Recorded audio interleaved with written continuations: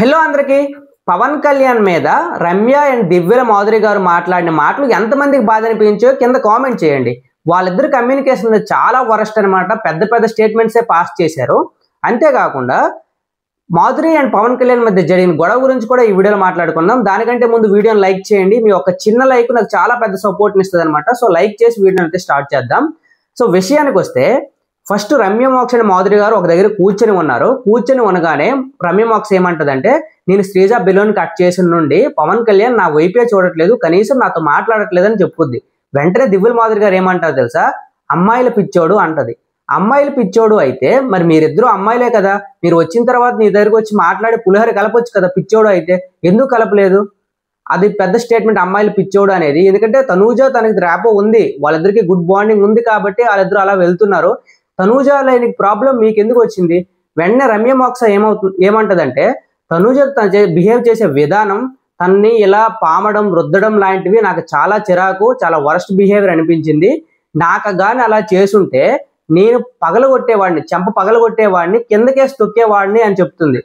వీళ్ళిద్దరూ సోషల్ మీడియాలో ఎంత నెగిటివ్ అయ్యి వచ్చారో మనకు తెలుసు.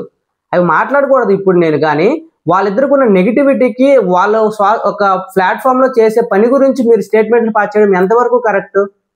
నాకైతే చాలా బ్యాడ్ స్టేట్మెంట్స్ అనిపించాయి. అబ్బా, మీరు ముందు చూసుకొని వాళ్ళకి మాట్లాడాలి. అది కూడా మీరు రియల్ లైఫ్లో కొన్ని ఫేస్ చేసుకుని ఇక్కడికి వచ్చారు. మీరు ఒక వ్యక్తిని టార్గెట్ చేస్తూ మాట్లాడాలనుకున్న మాటలు ఎంతవరకు ఉండాలో అంతవరకే ఉండాలి. మరి దిగజారి మాట్లాడడం నాకైతే కరెక్ట్ అనిపించలేదు. అంతేకాకుండా మాధురి గారు, రమ్య మోక్ష గారు మంచి వర్డ్స్ పడుతున్న పవన్ కళ్యాణ్ టార్గెట్ చేస్తే వీళ్ళు హైలైట్ అవుదాం అనుకుంటున్నారేమో కానీ, మాధురి గారు కూడా కావాలని అక్కడ కిచెన్ దగ్గర గొడవ పెట్టుకున్నారు. అక్కడ పవన్ కళ్యాణ్ది నాకు ఎక్కడా తప్పు అనిపించలేదు.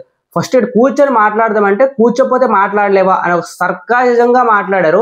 దానికి ఎవరికైనా కాలుద్ది. దానికి కాలితే మీరు అలా మాట్లాడితే నేను ఇంకోలా మాట్లాడాల్సి వస్తుంది అంటాడు, అంతే. అది కూడా పెద్ద రాంగ్ వర్డ్ ఏం కాదు.